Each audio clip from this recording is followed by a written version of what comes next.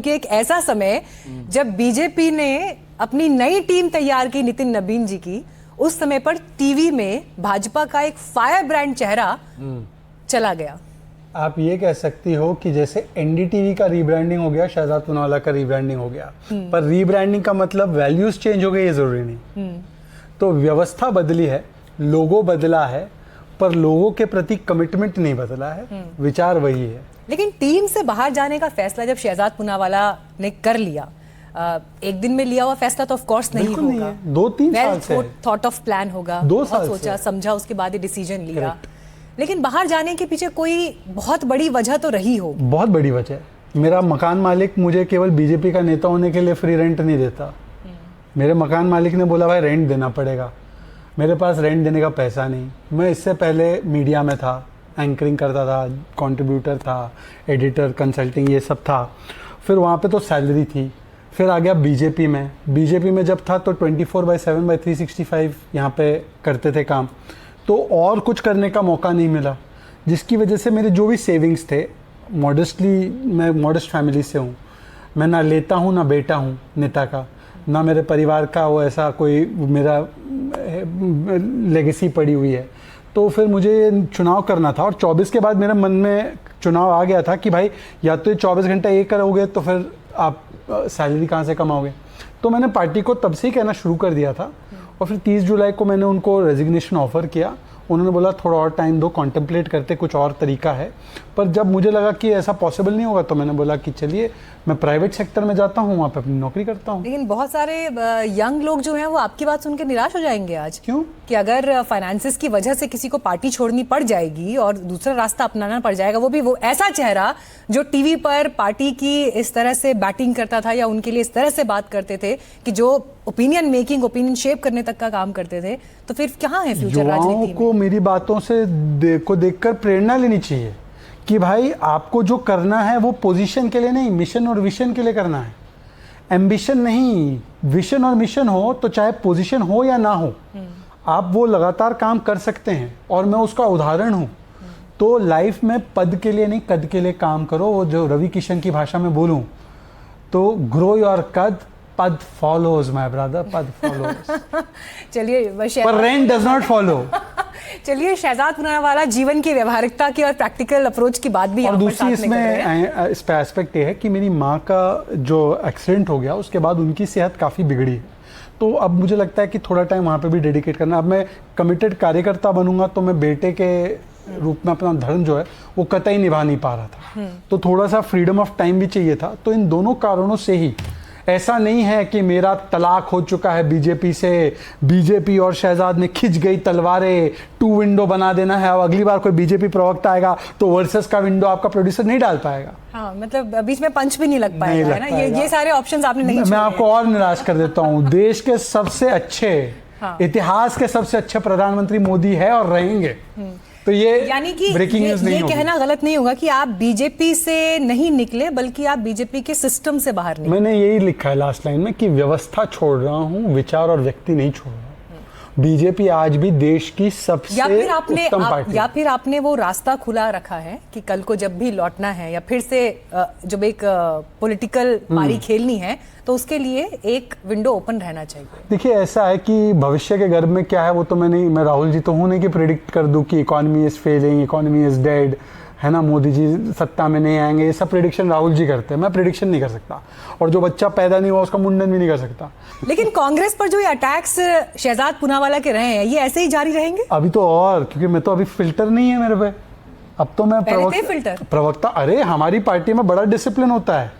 हमारी पार्टी में मोदी जी और नड्डा जी और नितिन जी बोलते हैं कि विरोधी भी है तो सम्मान से बात करनी है, फलाना करना है, डेकोरम मेंटेन करना है, दुश्मन नहीं है। आप लोगों ने पूरा कैंपेन चलाया उनको बदनाम करने के लिए। वो उनके लिए कैंपेन चलाने की जरूरत नहीं। राहुल गांधी जो है ना, वो राहुल गांधी को पूरी दुनिया जानती है, राहुल गांधी को पूरा देश जानता है।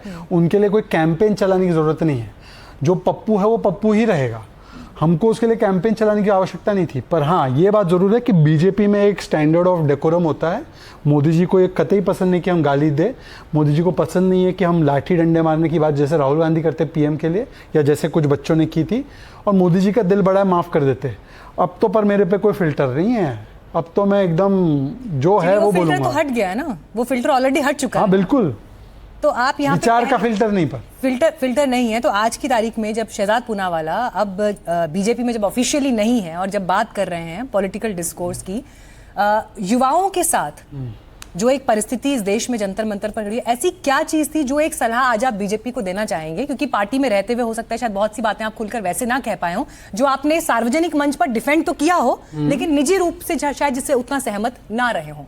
मुझे लगता है यूथ के मामले को लेकर नहीं, एक ही चीज़ मैं कहूँगा कि देखिए, हम लोग जो काम करते हैं और जो हमारा कम्युनिकेशन उनकी तरफ होता है उसमें गैप नहीं रहना चाहिए उसमें। और गैप इस तब नहीं रहेगा जब हम उन युवाओं की भाषा, लिंगो और प्लेटफॉर्म को अडेप्ट और अडॉप्ट करेंगे।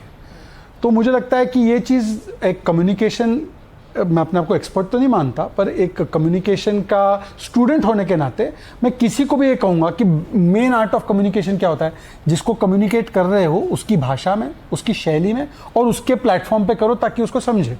तो काम तो मोदी जी ने अद्भुत किया है। ऐसा काम मोदी जी ने जो किया है वो ऐसा काम कोई और प्रधानमंत्री नहीं कर सकता, ना किया होगा। पर वो काम कम्युनिकेट भी उसी तरीके से होना चाहिए जैसे मोदी। और मोदी जी ने जब पकड़ा इंस्टाग्राम, तो आप देखिए क्या व्यूज़ आए उनको, कितने फॉलोअर्स उनके बढ़ गए उस पर। तो उसका मतलब ये है कि gen Z is with Modi, but only thing is कि जेन जी को रीच आउट करना, कम्युनिकेट करना ये हमारी जिम्मेदारी। पर मेरा ये एक और सलाह है कि क्यों आप सलाह लेते हो, आप तो पूरी सलाह दूंगा ना, केवल बीजेपी को क्यों सलाह दूंगा भाई? जो जंतर मंतर के लिए सलाह है वो झारखंड में भी तो सलाह बनेगी ना।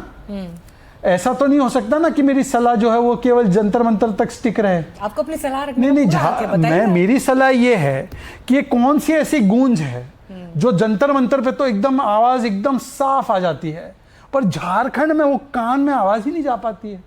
ऐसी कौन सी गूंज है वो? ये छात्र भी क्या झारखंड के छात्र जंतर मंतर के छात्र हो जाएंगे? तो अब यही आवाज तो जो है मिस की जाएगी टीवी पर। नहीं, ये आवाज क्यों मिस की जाएगी? मैं अभी आपके साथ इंस्टाग्राम के जरिए सुनाई देगी ये आवाज। इंस्टाग्राम के जरिए तो सुनाई दे ही रही है, और आप बुलाएंगे तो मैं आऊंगा और बोलूंगा। आप मुझे बुलाना। तो शहजाद पूनावाला अब पार्टी से निकलने के बाद क्या करने वाले हैं? पार्टी से निकलने के बाद तो एक तो मैं अपनी नौकरी भी करूंगा, क्योंकि main full fledge private sector में आप ज्वाइन करने वाले हैं। Of course. और जहां मुझे मौका मिलेगा अपनी बात रखने का। हाँ, एक चीज है, मैं कार्यकर्ता नहीं रहा, मैं अब प्रवक्ता नहीं रहा, मैं नागरिक हूं।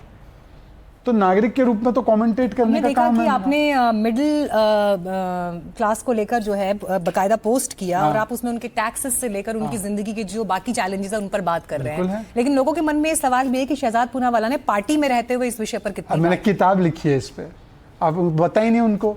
मैंने किताब लिखी है कि कैसे जीएसटी के आने के बाद टैक्सेस, एक्चुअली जो टैक्स हम लोग भरते हैं इनडायरेक्ट टैक्सेस, वो टैक्सेशन इंसिडेंस कितना कम हुआ है।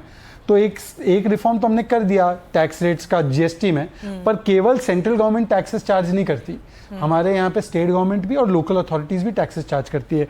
कहीं पर सरचार्ज है, कहीं पर सेस है। हिमाचल मत चले जाना, आप तो उत्तराखंड से हो। दूसरी जो देवभूमि हमारी है उधर मत जाना, आपको वहाँ पे अनेकों चीज, टॉयलेट पे बैठने का टैक्स हो जाता है वहाँ पे। सुक्खू जी ने टॉयलेट टैक्स भी लगाया था। कर्नाटका में पॉटहोल टैक्स है पर पॉटहोल नहीं बनते। तो भाई मेरी जनता जो है टैक्स पे टैक्स दिए जा रही है। बात करते हैं तो आप सिर्फ हिमाचल की बात करते हैं, उत्तराखंड की, लेकिन जम्मू कश्मीर की तरफ नहीं जाते फिर आप। नहीं, मैं तो कह रहा हूँ सब जगह की। अब आपने क्या बोला कि वीडियो आपने बनाया। हाँ। मैंने तो पर्सनल इनकम टैक्स पे वीडियो बनाया ना। पर्सनल इनकम टैक्स तो पूरे देश पे लागू होता है, पर मेरा ये कहना है कि टैक्सेस तो हर जगह ले रहे हैं। मेरा ये मॉडल है कि अगर आप, एक समय तो होना चाहिए कि पर्सनल इनकम टैक्स नहीं होना चाहिए, मेरा व्यू है, पर सिंगापुर वाला मॉडल होना चाहिए, टैक्सेस लो होने चाहिए, वरना आउटकम वैसा दो। ग्लोबल टैक्स रेट है तो ग्लोबल स्टैंडर्ड दो मुझे। पर केवल टैक्स पे नहीं, मैंने दूसरी चीज़ों पे भी बनाया वीडियो। मैंने बनाया कि कैसे भारत मेडिकल टूरिज्म का और ट्रैवल का हब बना है, उस पर भी वीडियो बनाया, उस पर भी मिलियन व्यूज आए। चलिए, एक चीज मैं आपसे और जरूर पूछना चाहूंगी, क्योंकि अभी नितिन नवीन जी की नई टीम का ऐलान हुआ है और उसको लेकर बड़ा एनालिसिस हो रहा है कि क्या कॉम्बिनेशन रखा गया है, क्या मैसेजिंग दी गई है। बहुत से लोगों ने आपके लिए भी लिखा उसमें अच्छा। कि कैसे जो पसमानदा मुसलमानों का एक चेहरा थे उनको साइडलाइन करके जो है दूसरे चेहरों को जो है वो आगे रखा गया है। यूपी में जो दो चेहरे दिखाई दे रहे हैं, शहजाद पूनावाला की इस पर क्या राय है? मैं तो पहले तो मैंने पार्टी से इस्तीफा दे दिया। तो मैंने जब पार्टी से इस्तीफा दे दिया या मैंने पेशकश की कि मैं पार्टी छोड़ के प्राइवेट व्यवस्था में जाना चाहता हूँ, तो भाई मुझे कैसे रखेंगे आप बताइए। कोई बोल रहा है मैं चैनल छोड़ के जा रहा हूँ, तो चैनल उसको एडिटर मनाने की बहुत कोशिशें होती हैं, बहुत तो मुझे भी समझाने की तो नहीं मैं कह सकता हूँ। मेरे लिए एक उन्होंने बड़ा कंसर्न एक्सप्रेस किया कि कैसे हम कर सकते, कैसे आपको रख सकते। सिर्फ कंसर्न एक्सप्रेस किया या कुछ प्रस्ताव भी दिया? प्रस्ताव नहीं, प्रस्ताव दिए गए कुछ। बार्गेनिंग नहीं होती। अब ये पार्टी माँ की तरह होती है, माँ के साथ बार्गेनिंग होती है क्या कि मैं तुम्हारे साथ इससे, मैंने उनको मेरी मजबूरी समझाई। उन्होंने कहा कि यार ये मजबूरी है तुम्हारी, पर फिर भी कुछ हो सकता है क्या, ट्राई करो। तो मैंने ट्राई किया, नहीं हो पाया तो मैंने उनको बोला कि अभी के लिए मैं प्राइवेट सेक्टर जाके अपनी बाकी की जिम्मेदारी निभाता हूँ। मैं आपसे कौन सा मिशन और विजन से कहाँ अलग हो रहा हूँ, पोजीशन से अलग हो रहा हूँ ना। पार्टी केवल पोजीशन के लिए नहीं है ना, पार्टी तो मिशन और विजन वाली है। मैं आपसे कह रहा हूँ कि बीजेपी का प्रवक्ता होना जरूरी नहीं। बीजेपी में सबसे स्ट्रॉन्ग पोजीशन कौन सी आपको पता है? आप बताइए। कार्यकर्ता और सपोर्टर। जितना बीजेपी की लड़ाई उसके सपोर्टर लड़ते हैं ना, और वो भी मतलब कुछ लिए बगैर, कुछ पद पे रहे बगैर, उतना कोई और पार्टी के लिए नहीं करते। बीजेपी का सपोर्टर उसकी जान है। चलिए, आखिरी सवाल मैं आपसे जरूर पूछूंगी, बीजेपी का इस वक्त सबसे बड़ा चैलेंज या सबसे बड़ी कमी जो आपकी नजर में जिस पर काम किए जाने की जरूरत है? चैलेंज नहीं है, बीजेपी का सबसे बड़ा अपॉर्चुनिटी जिसको उसको टैप करना, वो ये है कि आपको एक ऐसा नेता मिला है, नरेंद्र मोदी, जो इस देश के और दुनिया के इतिहास में और किसी को प्राप्त नहीं है ऐसा नेता। और नरेंद्र मोदी जी के बाद कौन है आपकी नज़र में उतना बड़ा एसेट पार्टी के लिए? ऐसा है कि हमारे जब पिता होते हैं और पिताजी को हम कभी ये कहते हैं कि आपके बाद कौन देखेगा परिवार?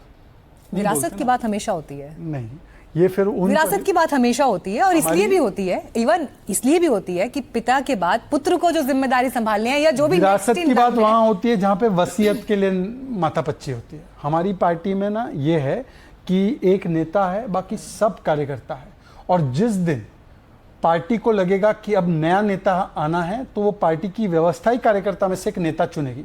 तो मेरे करोड़ों पार्टी के जो कार्यकर्ता है वो कोई भी नेता बन सकता है, पर हम लोग उस सोच में जाते नहीं क्योंकि पिता के आफ्टर थॉट के हम नहीं बात करते। चलिए, इस सवाल को रिफ्रेश कर देती हूँ। यूपी का चुनाव सामने है और बीजेपी अगर हैट्रिक लगाती है तो क्या योगी आदित्यनाथ उस सूची में बीजेपी के ही बाकी चेहरों में सबसे आगे हैं? उनको क्यों मुख्यमंत्री के रूप में नहीं देखना चाहती हैं हम? मैं तो प्रधानमंत्री के लिए आपसे सवाल पूछ रही हूँ। अरे पर वो चुनाव तो उत्तर प्रदेश में मुख्यमंत्री का लड़ रहे हैं। तो मुख्यमंत्री के बाद प्रधानमंत्री का रास्ता आगे नहीं जाता है? भाई, गुजरात से मोदी जी भी तो ऐसे ही आए थे ना सेंटर तक। मैं ये कह रहा हूँ कि 27 में उनको जब मुख्यमंत्री बनाएंगे उत्तर प्रदेश की जनता, तो वो उत्तर प्रदेश में 5 साल काम करने के लिए बनाएंगे। जितना खुलकर शहजाद पूनावाला डिबेट में बोलते हैं उतना खुलकर नहीं बोल रहे हैं अब। क्योंकि मैं फिर से कह रहा हूँ, ये अगर आप योगी जी से भी पूछेंगे ना तो योगी जी बोलेंगे कि मेरी उत्तर प्रदेश की जनता के प्रति जो सेवा करने की भावना है वो भावना से ही वो काम कर रहे हैं। और मैं आपको अभी लिख के दे रहा हूँ, उत्तर प्रदेश में भारतीय जनता पार्टी मोदी जी और योगी जी के नेतृत्व में पिछली बार से बड़े मार्जिन से जीतने वाली है। पिछली बार से बड़े मार्जिन से हैट्रिक होने वाली है। चलिए, आपके इस दावे की परख यूपी के चुनाव में होगी। अच्छा, बड़ा ओपोनेंट कौन है बीजेपी का अभी आपके सामने? पॉलिटिकल पार्टीज की बात कर रही हूँ। कोई अपोनेंट नहीं है, कोई निर्विवाद रूप से पार्टी सबसे आगे है। बीजेपी का कोई अपोनेंट नहीं है, मोदी जी का कोई अपोनेंट नहीं है। हम तो अपने अपोनेंट को भी हमारा समर्थक बनाते हैं। और सोचिए, रेजिग्नेशन देने के बाद भी व्यक्ति समर्थक बना हुआ है। BJP is a special party and Modi ji is a special leader, और उनसे जनता का भी और उनके कार्यकर्ताओं का भी अभी कोई जुड़ाव टूटा नहीं है। चलिए, शहजाद पूनावाला का ये तेवर, उनका ये स्पार्क, ये तेवर, ये स्पार्क हमेशा ऐसे मुझे स्पार्क मिला। हेडलाइन से ज्यादा इंपॉर्टेंट स्पार्क है। स्पार्क बचे रहना चाहिए, जो हम कहते भी है ना, हो कहीं भी आग आग रहनी चाहिए। तो वो आग ऐसे ही बरकरार रहे। Thank you so much Shehzad Poonawalla, and मैं आपको शुभकामनाएं देती हूँ आपके फ्यूचर प्रॉस्पेक्ट्स। और मैं आपके शो में अब आऊंगा एनालिस्ट के रूप में। अवश्य। Thank you. धन्यवाद।